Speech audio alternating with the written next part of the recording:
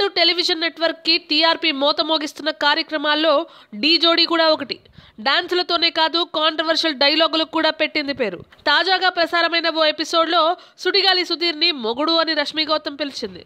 అసలు స్టోరీలోకి వెళ్తే ఢీ జోడీ షోలో రష్మి అండ్ సుధీర్లు మెంటర్లుగా చేస్తున్న విషయం తెలిసిందే. ఈ ప్రోగ్రాంలో మొత్తం 3 రౌండ్స్ ఉంటాయి. ఇందులో సెకండ్ రౌండ్ ఓడిపోయిన మెంటర్కి గెలిచిన మెంటర్ ఓ ఫన్నీ టాస్క్ ఇస్తాడు.